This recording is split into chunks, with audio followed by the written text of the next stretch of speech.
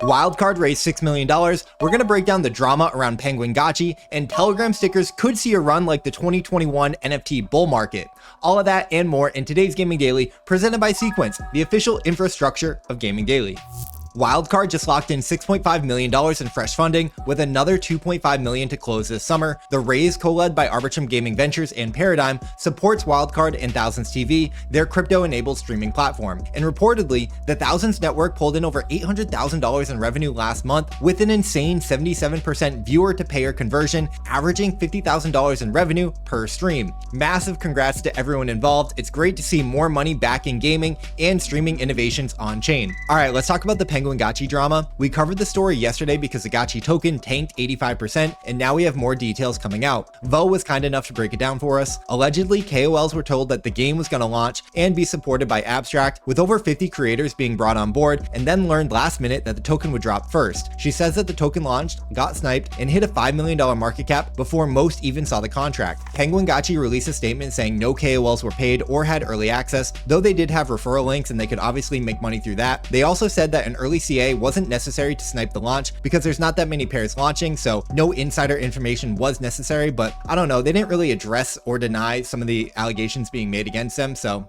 Finn from the Abstract team publicly took ownership for the mistake and said that they'll rethink how they support DGen launches going forward. I'm glad that we waited to cover this. Launching a token before the game just felt a little off, so props to Finn for owning it, and we're gonna move on. Uptopia has raised $4 million for their Launchpad and game discovery platform called the Game Coin Factory, which is set to launch tomorrow. They aim to solve game discoverability through on-chain social mechanics. Their thesis is that game coins are the key to creating attention, value, and community all in one. Nothing that we haven't really heard before, and while the thesis makes sense, game discoverability is a hard problem, and until we see a model that works sustainably, I'm staying cautiously optimistic. I'm curious to see how this plays out. A $4 million raise is a lot in this market, and I like that the product is launching tomorrow, so good luck. Speaking of crypto gaming models, Aru Alex proposed an economic model that he thinks could work. The idea combines elements that we've seen succeed individually, like risk-to-earn mechanics, microtransactions, ads, token sinks, and closed economies, where the tokens stay fully in-game. Instead of relying on VCs or retail exit liquidity,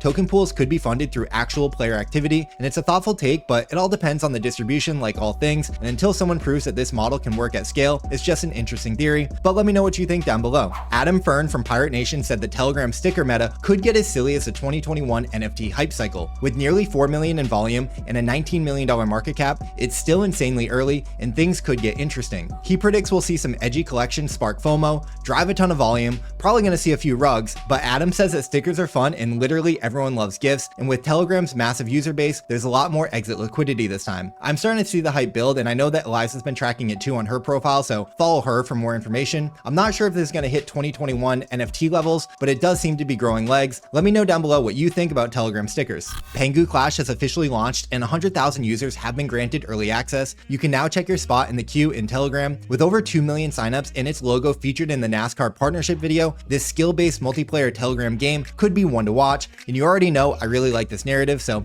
we're paying attention to see how it goes. In more gaming news, the Machines Arena dropped their open beta season 3 trailer, and it's their biggest update yet, with a new map, new skins, reward crates, and a new game mode called Ultimate League. There's no launch date yet because it's all tied to their TMA token, and their TGE hasn't happened yet. What I really appreciated is the team addressing their silence. They admitted that going quiet while waiting on their TGE wasn't helping anyone and promised better communication going forward. Shout out to them for owning that. I look forward to the release, and I'm rooting for them. And the Treeverse TGE is still on track for this month. Loopify says that the tokenomics are done, leaderboards are getting finalized, and more social posts are coming soon. They also pointed us to follow the Endless Clouds Foundation, with more info on that on the way. Big shout out to the Catalyst, happy anniversary. They just turned 2 today and dropped a really cool montage video on their X page recapping the past 2 years. These guys have been driving real gamer culture from a grassroots perspective, and it's absolutely been amazing to watch. If you've never seen one of their boss battles, you got to go check them out. Happy birthday, guys. Today's video is brought to you by Sequence, the official infrastructure of Gaming Daily. Sequence is partnered with Magic Eden to bring distribution, monetization, and Web3 developer tooling under one roof. Easier game and NFT launches,